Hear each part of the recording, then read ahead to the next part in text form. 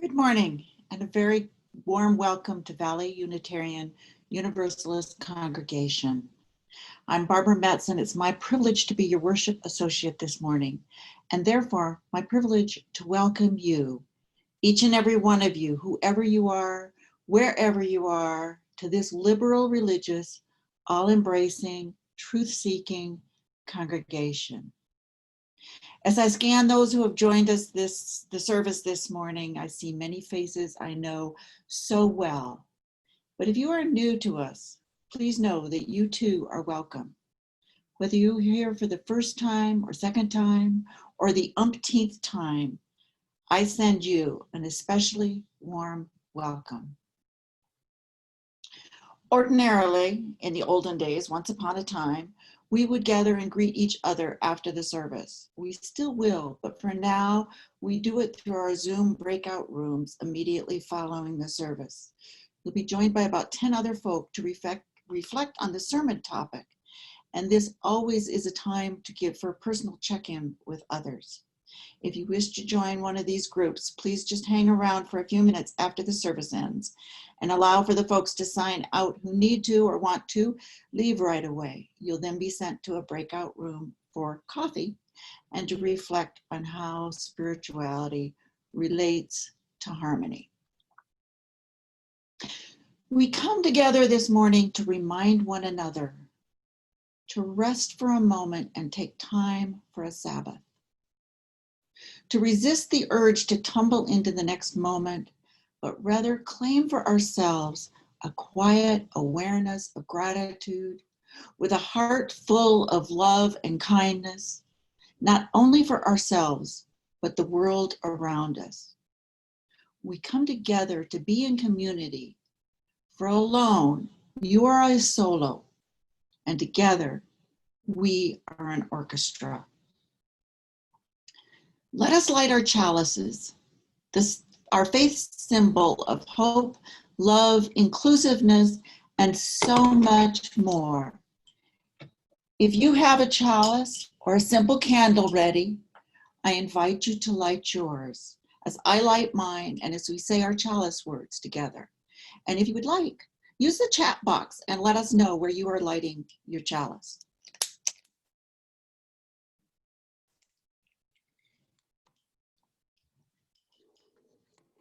And our words.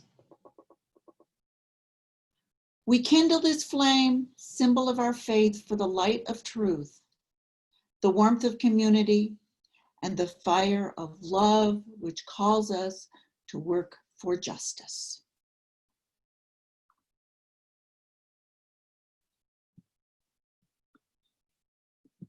This month's theme is harmony. Hence the final words of my invocation, alone you are a solo, together we are an orchestra. The word harmony derives from Greek meaning joint, agreement, or concord. And looking up harmony in multiple sources, I consistently found three common uses: biblical, life, and music. Biblical, a collation of parallel passages, especially from the Gospels, with parallel commentary demonstrating their consonance, their harmony. Life, an orderly or pleasing combination of elements in a whole or a relationship characterized by lack of conflict. And music, the combination of simultaneously sounded musical notes to produce chords and chord progressions having a pleasing effect. For me, the first thing that comes to mind when I hear the word harmony is music. But I find there is a strong parallel between music, life, and spirituality.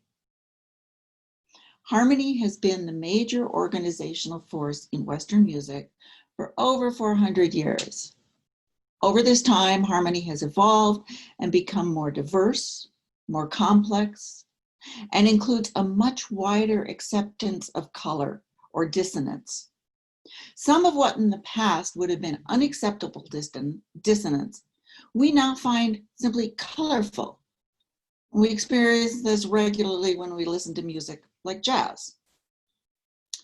Harmony is not a random concept made up by composers, but rather it is based on nature, the naturally occurring progression of something called the harmonic series. In music, there's something called tonic, and it is consonant. It is a completely stable place with no sense that it has to go anywhere or get someplace, and it is often referred to as home. For those with a bit of musical background, it is the note C if we are in the key of C. It is the most common place for a song or piece to begin, and it almost always is where it ends. But if the music moves away from tonic or away from home, then a pull is created with increasing dissonance. And it creates a need to return to that stable home of tonic. The farther it goes away from its starting place, the more dissonance that is created, and the more interesting and colorful is the music. Then, as the dissonance is resolved, there's a sense of resettling and eventually a return to tonic. Whether or not you're aware of it, you have heard this all of your life. So, what are my parallels between music, life, and spirituality? If life is always tonic, vanilla, if we are not stirred up by things around us, then the need to help others to bring change will not occur, and life stays tonic. If there are no chocolate shavings, no berries, no nuts, the ice cream gets a bit boring. If there's no salt, sugar, lemon, jalapeno peppers, it's not so exciting. We go nowhere. So we need to have some dissonance to bring us to action, to do the work in the larger than self world. One of our previous ministers always reminded us of this in his benediction. Go in peace and just a little unrest. If the weather is always sunny, we Arizonans know what happens.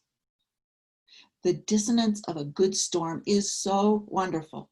When the storm is over and the harmony returns to tonic, and perhaps even with a rainbow, there is a sense of peace. There becomes a balance in nature that allows us harmony in our life. Music takes us on a journey through the harmonic progressions of a composer's mind. And the farther it takes us away, the longer and more complex the journey, the sweeter the return.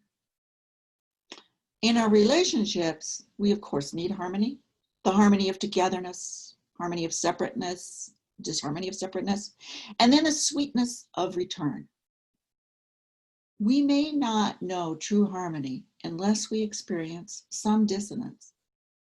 And just as the storm makes us appreciate the rainbow and the following calm, dissonance in our life allows for a greater appreciation when the harmony returns. May you have harmony in your life, and along with it, a bit of dissonance. And again, welcome to VUU. And now let us join our voices in song, Come, Come, Whoever You Are. Come, come, whoever you are. This is a song with two parts. I'm going to sing the first part, then the second part, and then we're going to combine the two parts together in a round. Please sing along.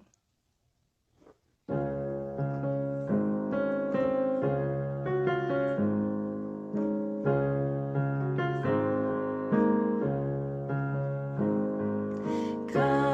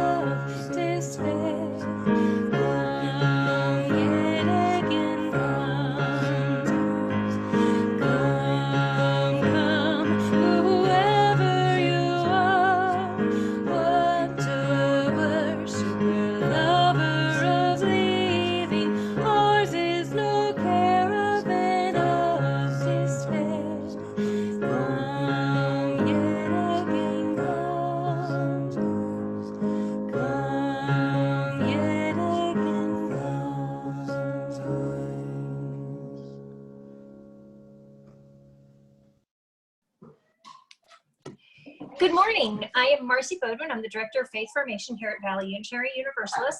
I want to tell you that there's going to be a change in our order of our worship starting next Sunday. So instead of having the Time for All Ages story be in the middle of the service like it is today, it's going to be first thing. So gather the children together right at 10:30. We'll do our Time for All Ages story, and then they can stay for worship or not, depending on how's it going for them that day. So let's see how that works out. For today's story, I want to share with you, What Do You Do with an Idea by Kobe Yamada. Sorry about the background sounds.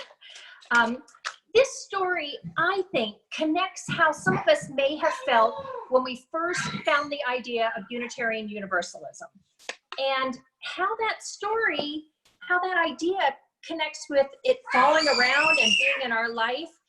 And let's see if it connects with your idea of your story.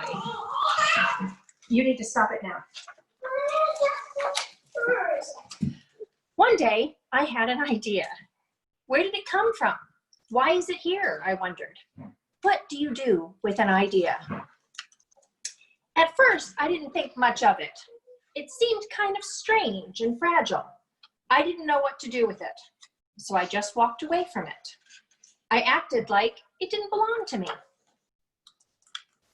But it followed me. I worried what others would think. What would people say about my idea? I kept it to myself. I hid it away and didn't talk about it. I tried to act like everything was the same as it was before my idea showed up. But there was something magical about my idea. I had to admit, I felt better and happier when it was around. It wanted food. It wanted to play. Actually, it wanted a lot of attention. It grew bigger, and we became friends.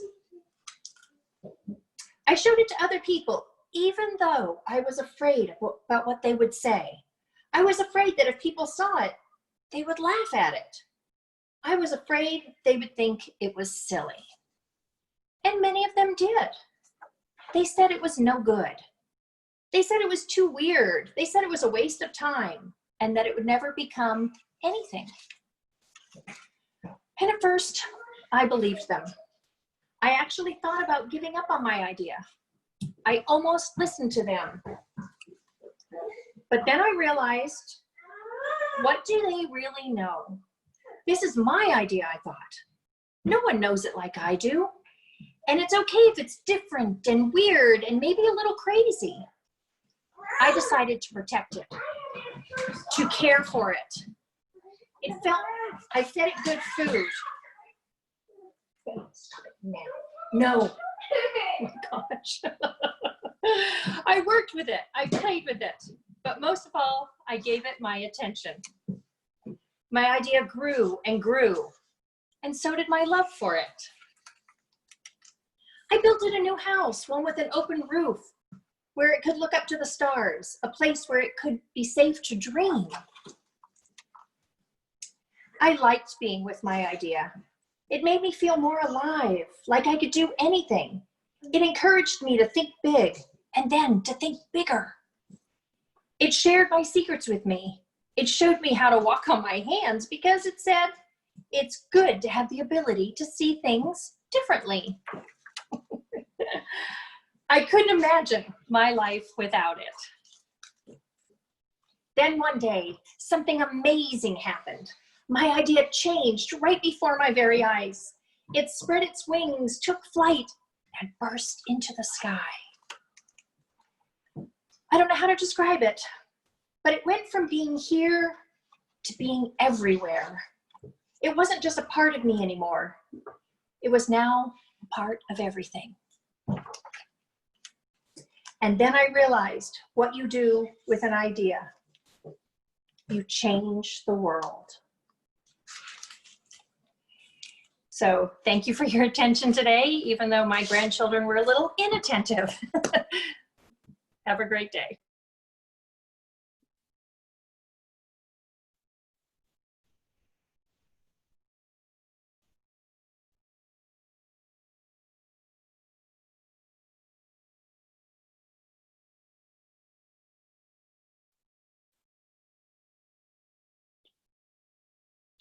Am I unmuted?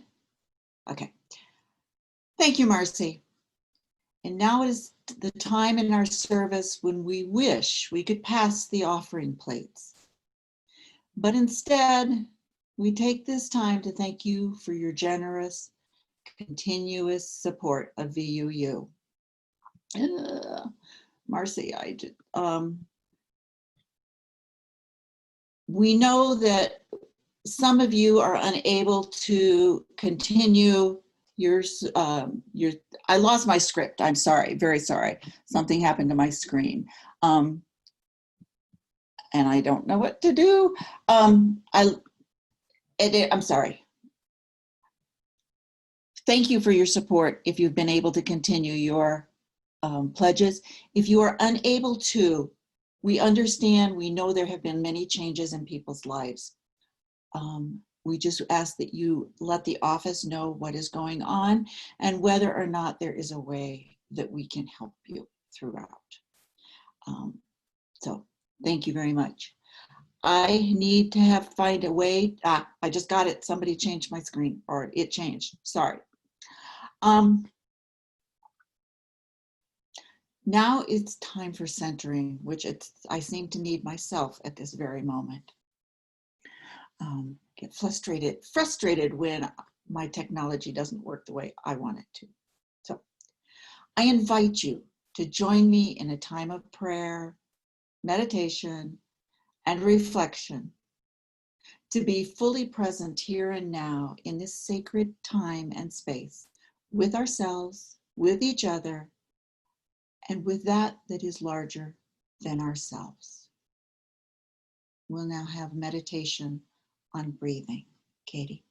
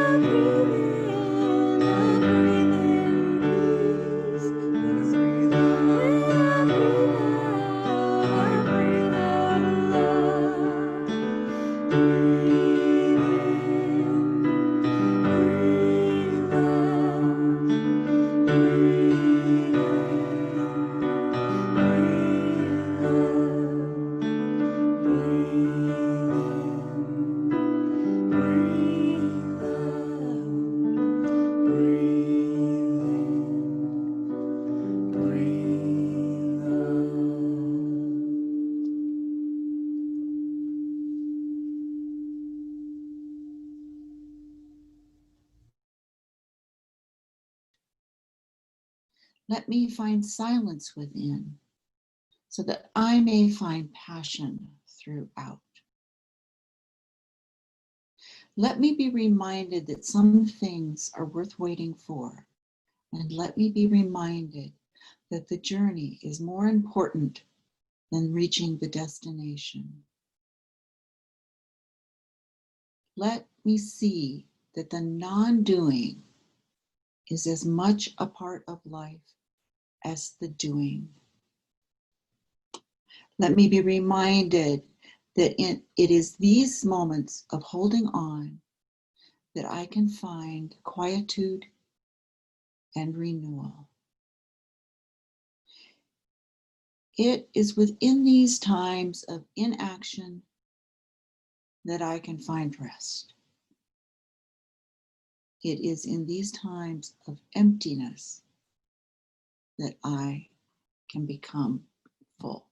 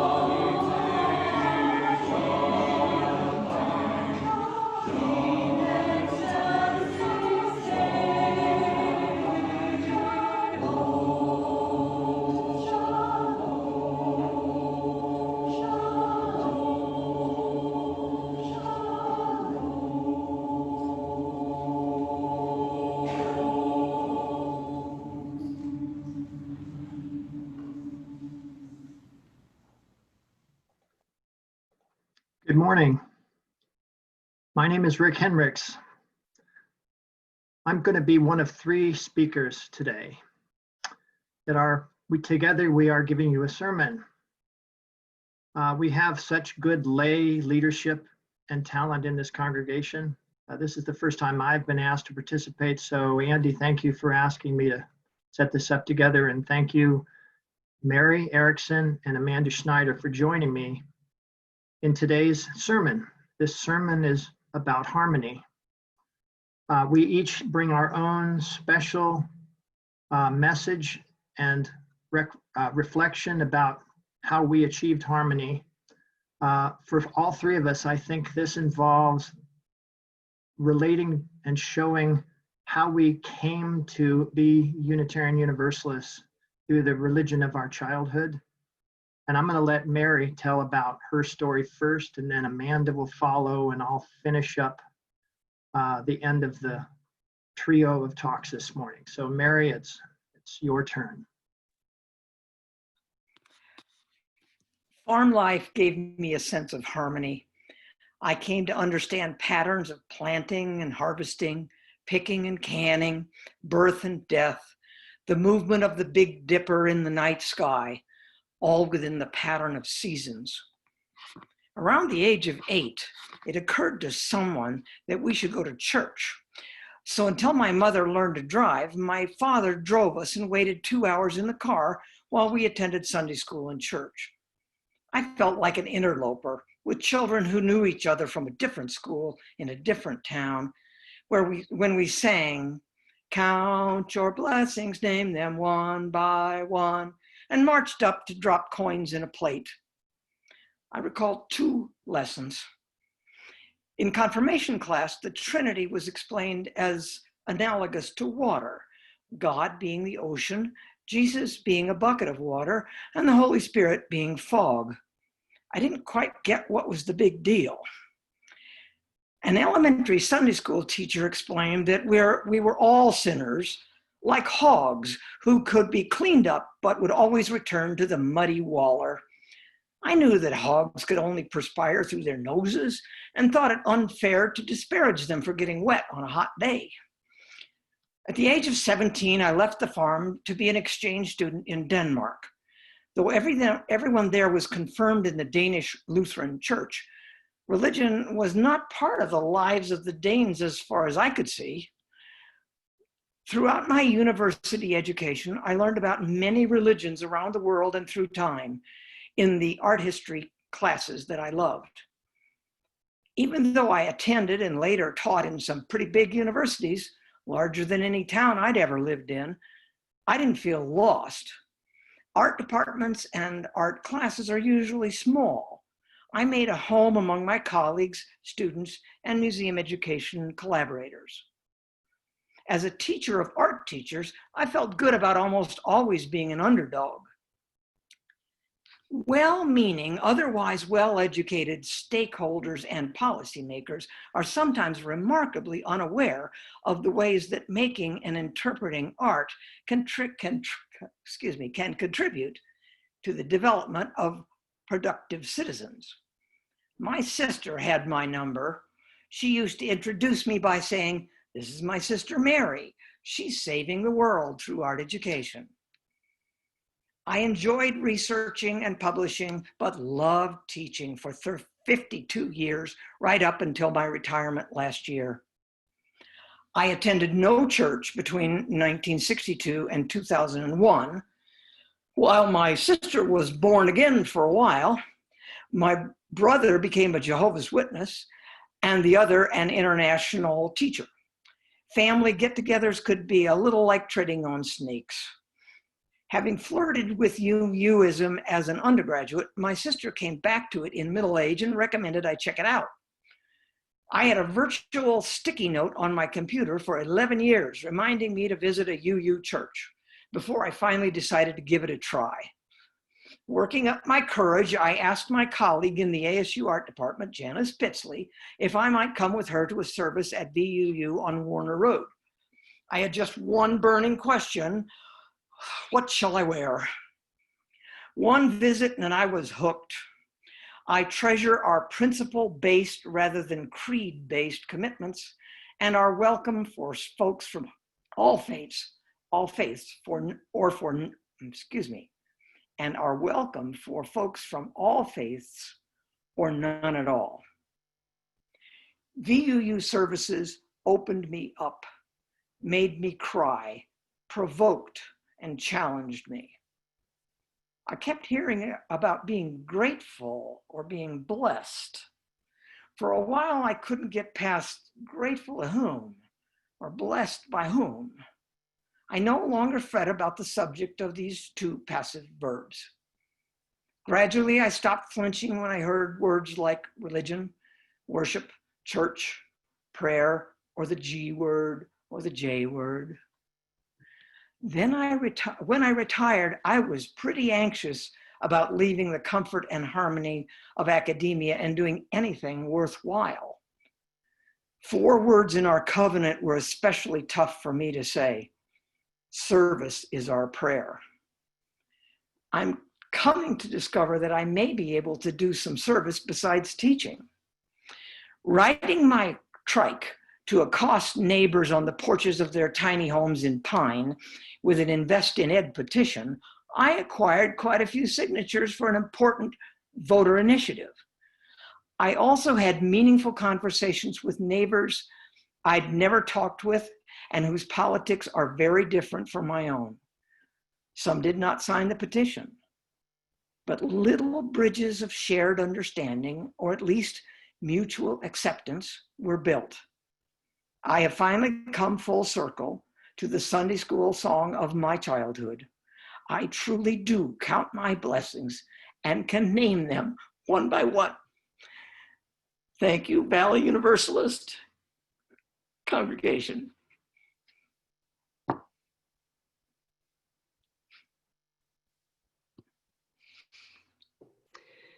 My middle school and high school years were rough.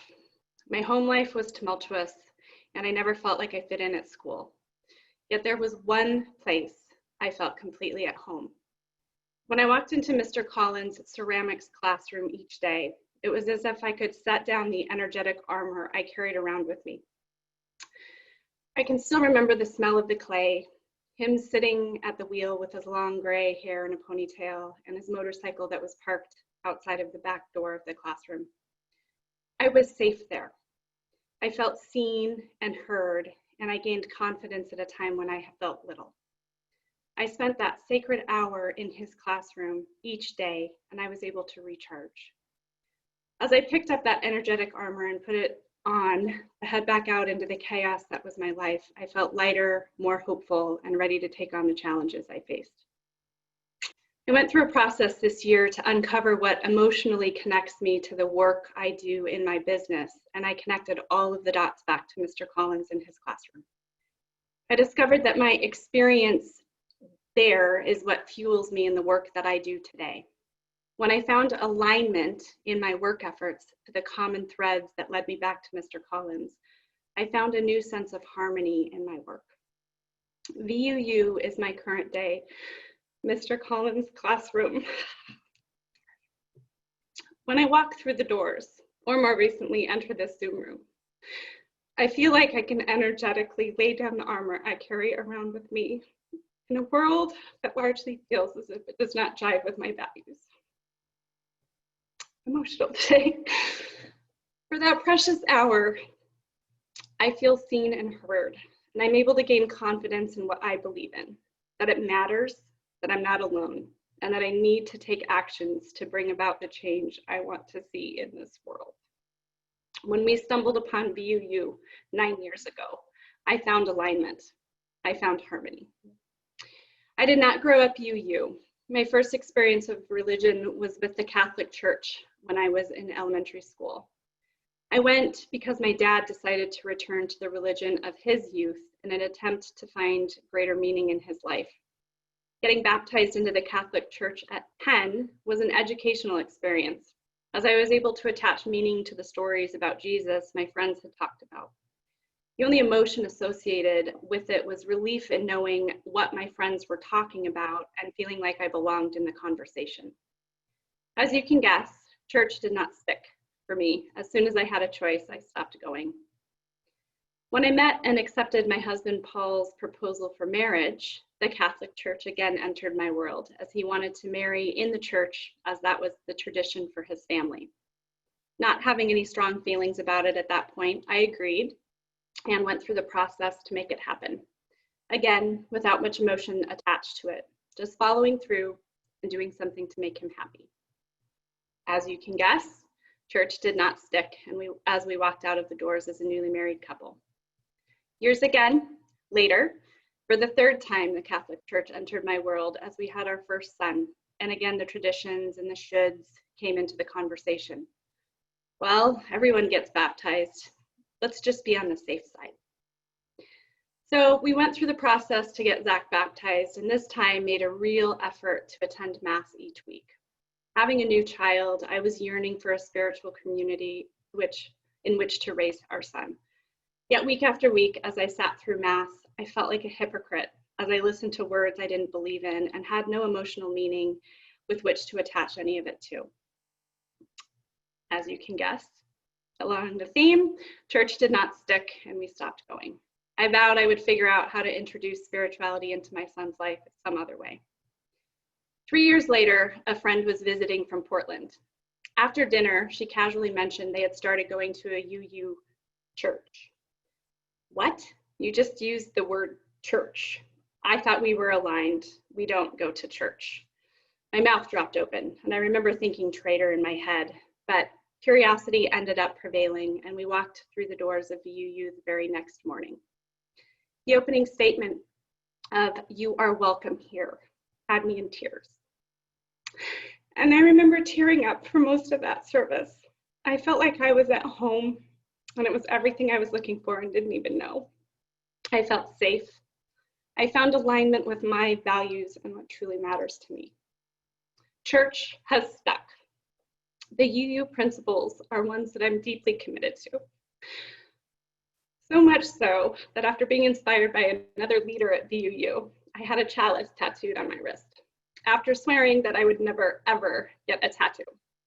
The symbol on my wrist is a little reminder, as it sits on top of two other symbols, standing for my highest values of mind, body, and spirit, that I am in alignment.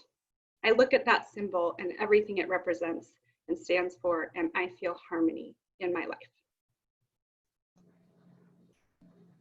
Thank you, Mary. Thank you, Amanda.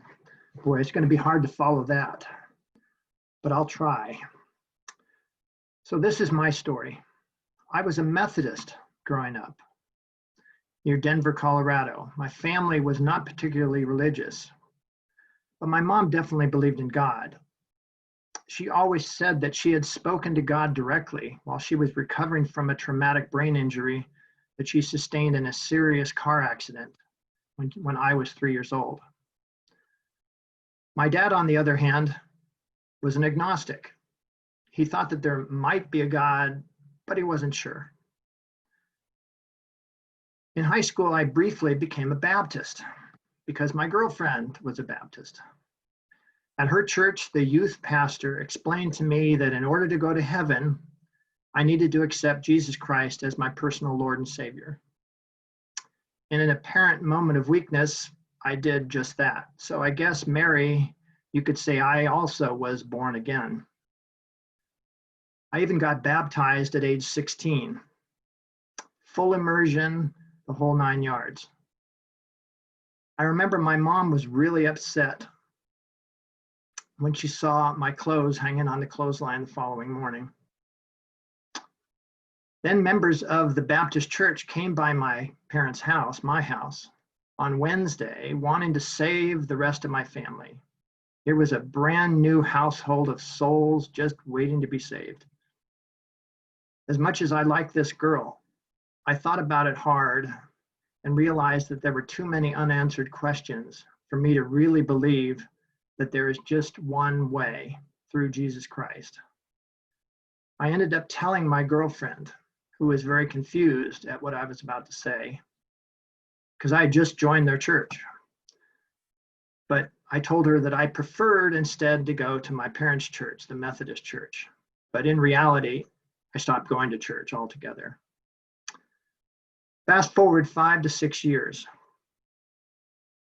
Debbie and I got married about 1 year after college in 1976. Debbie's family attended the Congregational Church in Grafton, Massachusetts, and we asked the minister there to marry us. We did not want to get married in the church, though. Instead, we wanted to get married in the town square under the gazebo. And if you've ever been to a small New England town, that's a pretty impressive thing in the center of town. We carefully planned our wedding. We both believed in God, but not in the Trinity. So I guess we were UUs all along, but didn't even know it at the time. We were careful not to mention Jesus in our wedding ceremony. We even went so far as to ask the minister who was marrying us to do the same. However, it rained that day, so the gazebo was not an option. We did get married in the church, but not in the sanctuary. We got married in the basement. And wouldn't you know it, after our vows, the minister couldn't help but say, "In Jesus' name we pray." I'll tell you, it upset me at the time. We had planned everything so perfectly, and he didn't follow the script. To be fair, however, he was a minister, a congregational minister at that, and we'd asked him to marry us. So it wasn't really fair for us to change his view. Okay, so fast forward another 5 to 6 years. Now I'm working in my first job as a professor at the University of South Carolina in 1981. And this is the Deep South, mind you. My boss, the department chair, had just called me into his office to see how I was doing in my first week on the job. He said, "Now that you've been here a couple of weeks, I think it's time that you chose a church."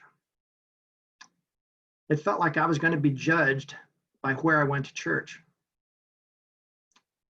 Thank goodness one of my faculty friends was a UU and told us about the UU Fellowship of Columbia, South Carolina.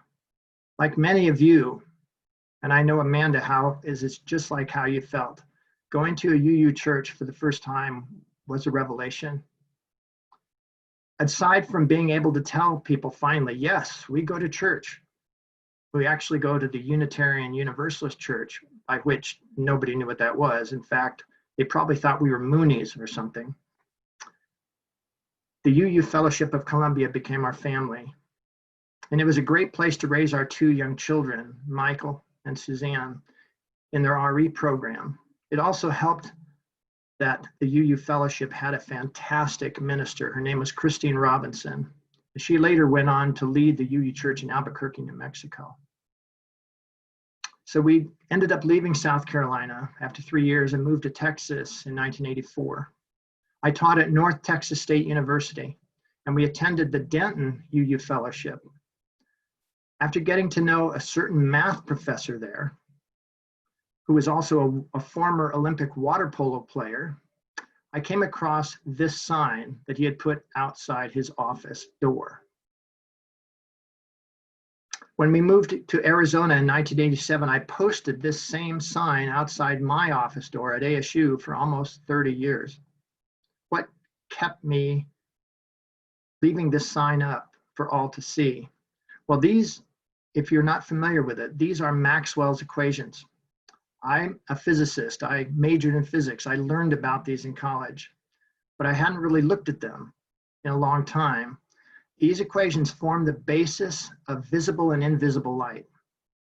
And God said, and all those Maxwell equations, and there was light. It's a humorous takeoff, perhaps, on Exodus, the book of Exodus. At first, I thought it was just humorous, something that today you might find on your Facebook feed.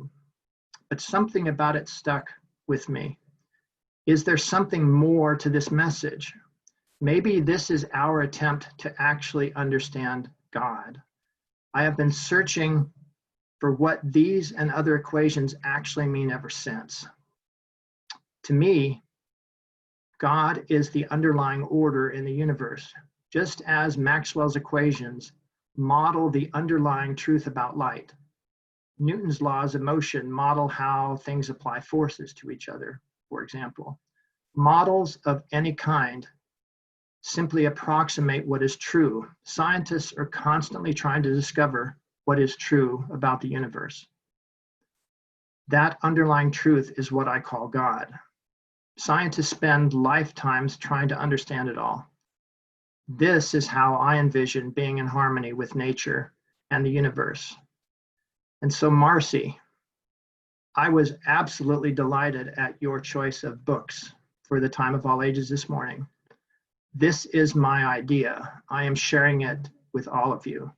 Some of you might think it's silly, but I just had to tell somebody. Now, if you wouldn't mind, please sing with us, Blue Boat Home.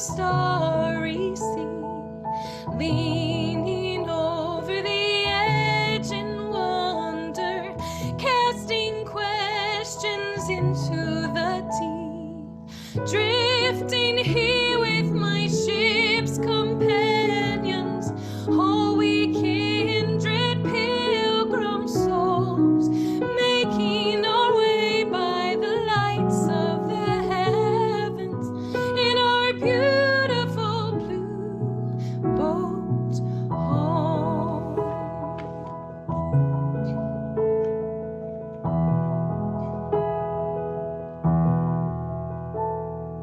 I give thanks to the waves upholding me, hail the great winds urging me on, greet the infinite sea before me, sing the sky my sailor song.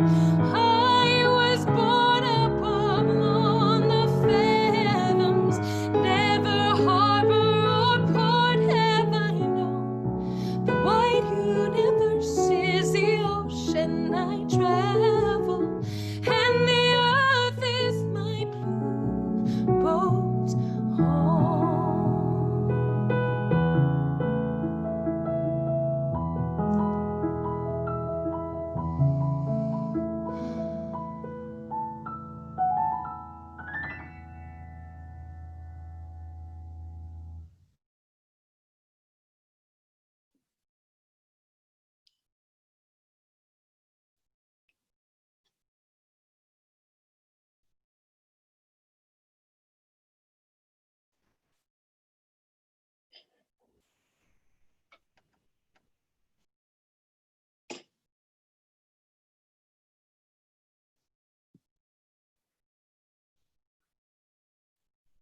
Am I unmuted?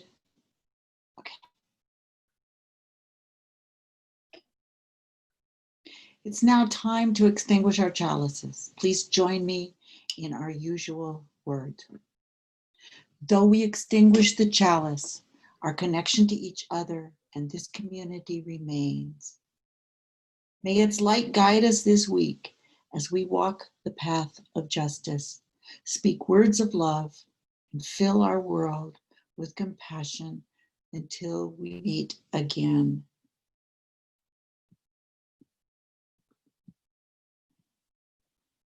As wind carries our prayers for earth and all life, may respect and love light our way.